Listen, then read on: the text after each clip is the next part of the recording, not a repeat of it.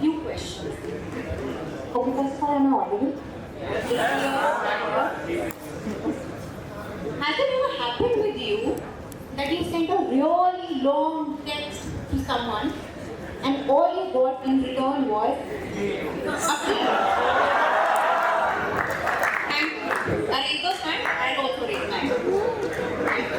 And what about being left on one? It hurts bad. But I feel a little better. All of you are good. Now, do you think if the person we sent this text to was just a little more considerate, they would have replied, even if to convey a negative message? Do you feel that? If they were just a little more considerate? Well, that's exactly what my talk is going to be about. And before I proceed, I want to just give you a disclaimer that you cannot slide into a stranger's DM and then expect them to respond. They are not inconsiderate. Okay? It is contextual and you cannot expect any random stranger to reply to you and if they do not feel satisfied. Hi, my name is Malhotra. I'm an educator and I talk about etiquette and emotional intelligence. One fine evening, I was at a friend's party and this guy walks up to me. He asked me, what do I do for a living? And my enthusiastic friend enters and says, watch yourself, huh? She's an etiquette trainer. I look at him, looking at me in awe. And then I say, I'm also an emotional intelligence coach. And then I see his expressions go from, wow, rhythm is fancy, to, rhythm is trying to guru. I couldn't get over his smirk for a few weeks, partly because I started doubting myself, and mostly because I had never gotten a better insight. How could someone possibly put a cool, fancy word like etiquette in the same sentence with heavy, serious, and a little boring word like emotional intelligence? And I thought hard about it. And I came to a conclusion that both these terms are actually correlated and heavily correlated. That's what I'm going to explain to you using Newton's third law of motion. I'm sure engineers here would know the third law of motion, right? If you, every action gives an equal and opposite reaction. But do I have anything to do with physics? Absolutely not. So I am just going to borrow the rule and put it in the way I look at it, which is every action leads to a social interaction. And to justify this situation, I'm going to make you go back to the first situation that we talked about, when you sent in a long text. Now there are only three outcomes that can happen. The first, wherein you got no or negligible response, that leads to a negative social interaction. The second scenario here would be a positive response. You pour your heart out to someone and this person responds with a positive message.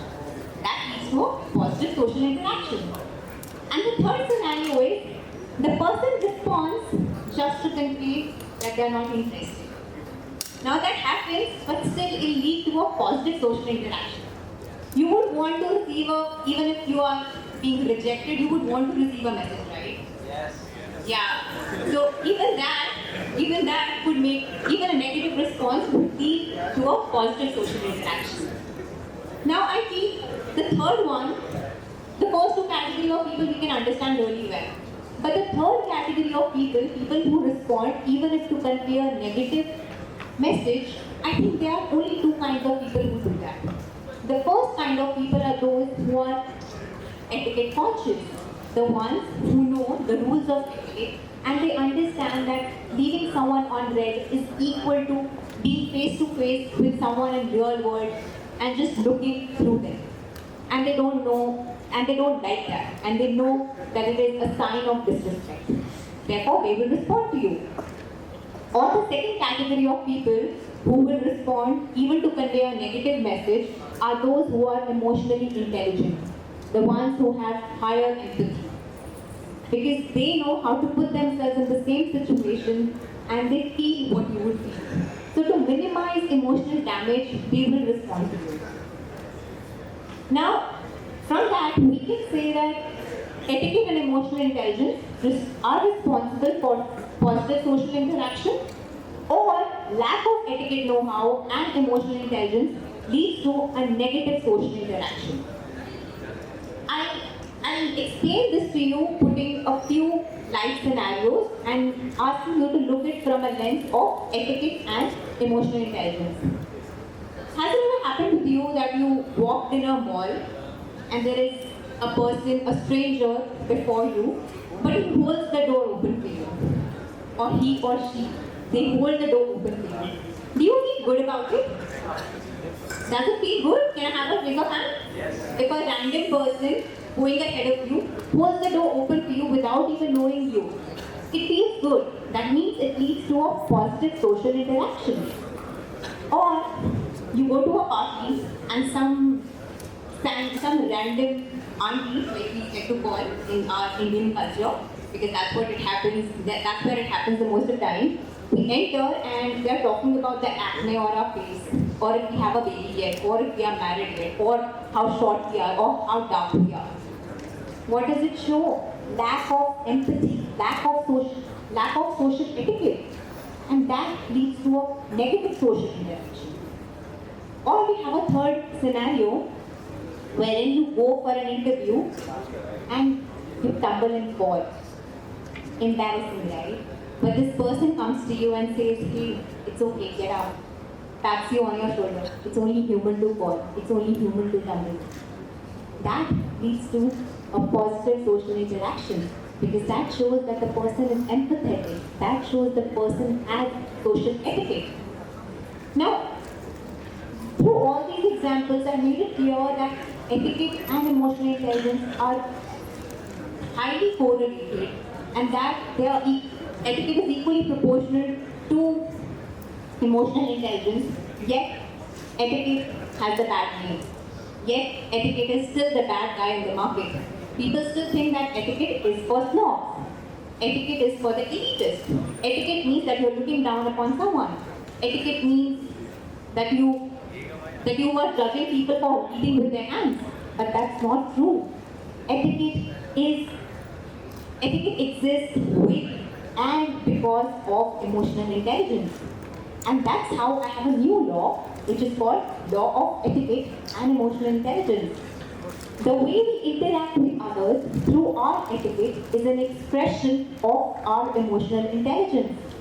And our emotional intelligence is a direct reflection of our etiquette. In simple words, I know you are engineering students, you understand it all, the laws and everything. Or to simplify it, if you're looking to higher your emotional intelligence, all you got to do is practice conscious etiquette. And if you have a friend in your group who says thank you, or sorry, or please a lot, don't term them as boring. Don't say, oh, don't be an old, don't be boring. They're coming from a place of high etiquette, high emotional intelligence. Now, before I leave, I want to leave you with a thought.